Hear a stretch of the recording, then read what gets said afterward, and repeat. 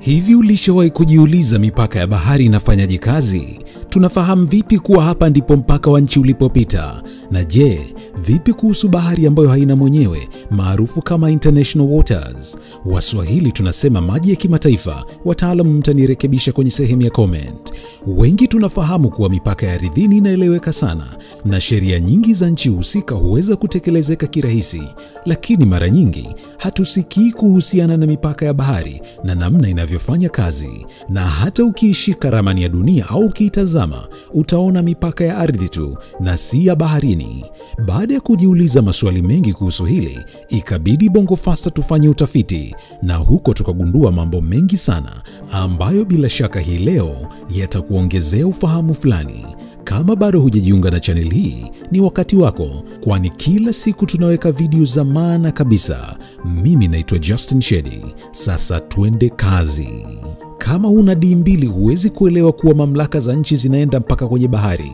Unaweza kudhani mamlaka ya nchi husika huishia kwenye fukwe tu, na ya kwamba baharini hakuna sheria. Sasa napenda kukupa kisa kimoja halisi.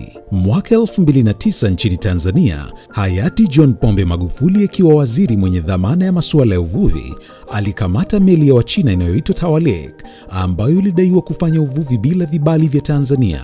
Baada ya meli hiyo kukamatwa, samaki hao walichukuliwa na serikali ya Tanzania.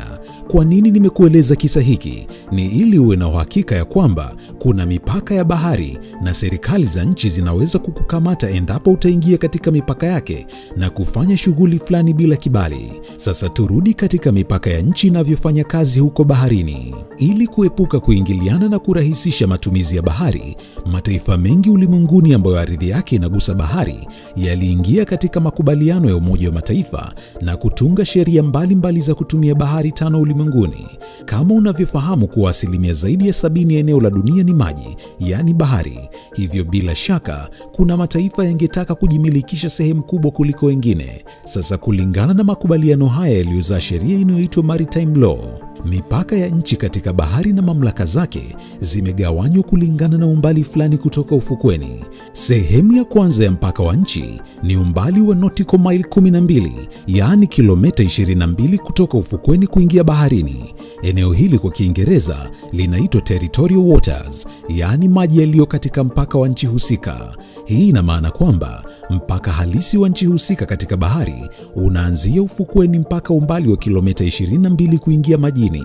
Zamani eneo hili lilikuwa ni nautical mile 3 tu, lakini waliamua kubadilisha, kwani wakati huo makombora kutoka kwenye meli yaliweza kufika ufukweni. Hivyo wakaamua kuweka nautical mile 12 ambayo ni sawa na kilomita 22 na point, ambayo waliona kwa uwezo wa makombora ya wakati huo yasingeweza kufika ufukweni au kutoka ufukweni na kudungua meli.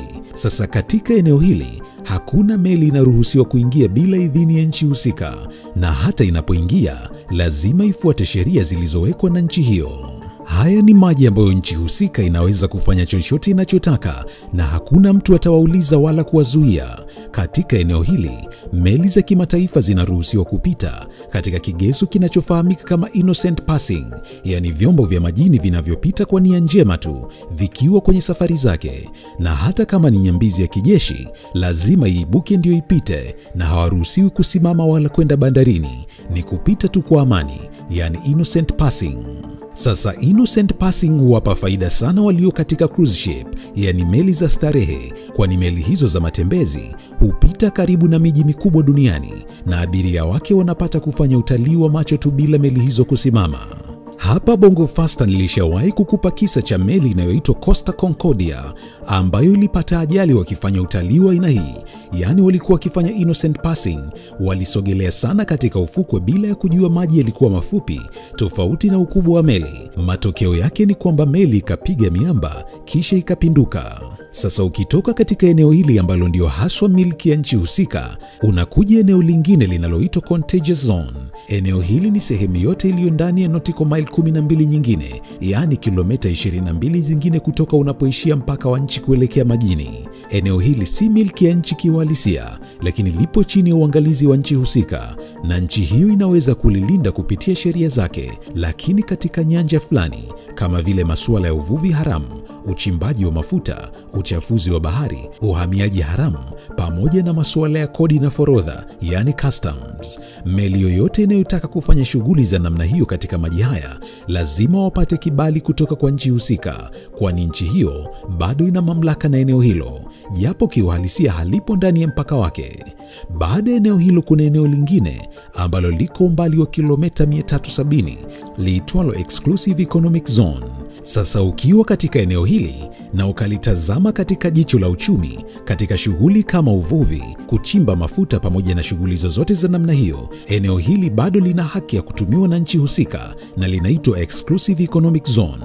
Lakini ukiliangalia katika masuala mengine kama vile kupita na meli, kufanya utalii wa aina yoyote, kuogelea, eneo hili litatazamwa kama international waters. Hivyo meli haihitaji kibali wala kuomba ruhusa ya nchi yote kupita hapa. Lakini ukigusa tu masuala ya uchumi, basi nchi iliyo eneo hilo lazima ihusishwe.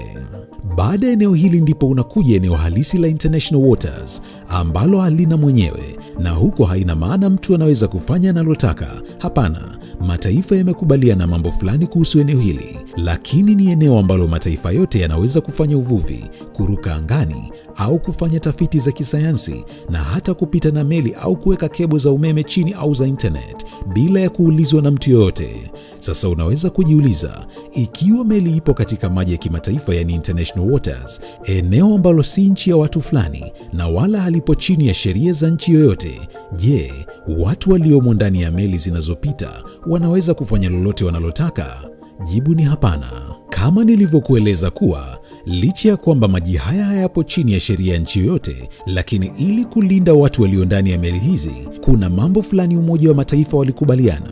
Sasa iko hivi, kila meli unayoiona imesajiliwa katika nchi fulani, na katika nchi hiyo kuna sheria za kufuata. Hivyo meli hizi zinapokuwa katika maji ya kimataifa yani international waters, zinatakiwa kufuata sheria za nchi ilikosajiliwa. Na katika baadhi ya nchi wanasema kwamba ikiwa kuna mtoto atazaliwa ndani ya meli hiyo ambayo iko katika international waters yani maji ya kimataifa, mtoto huyu atatakiwa kupewa uraia wa nchi ambayo meli hiyo imesajiliwa. Yaani kwa mfano wewe ni Mkenya na umezaa mtoto kwenye meli iliyo katika maji ya kimataifa lakini imesajiliwa Ugiriki, basi mtoto huyo anaweza kupewa uraia wa Ugiriki, kwani amezaliwa kwenye meli ambayo ndani yake sheria za Kigiriki zinafanywa kazi.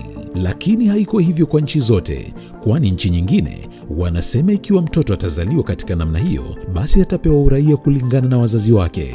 Matumizi ya sheria ya meli ilikosajiliwa imefanya wamiliki wa meli kutumia fursa. Kwa mfano, ikiwa sheria za nchi husika zinakataza masuala ya kucheza kamali na ukahaba katika meli, basi wamiliki wa meli husika hasa za starehe yani cruise ship huenda kuzifanyia usajili meli zao kwenye nchi ambazo wanaruhusiwa kufanya mambo hayo. Isipokuwa ikiwa meli itaingia katika eneo ambalo ni mpaka wa nchi yani territorial waters, basi lazima ifuate sheria za nchi hiyo.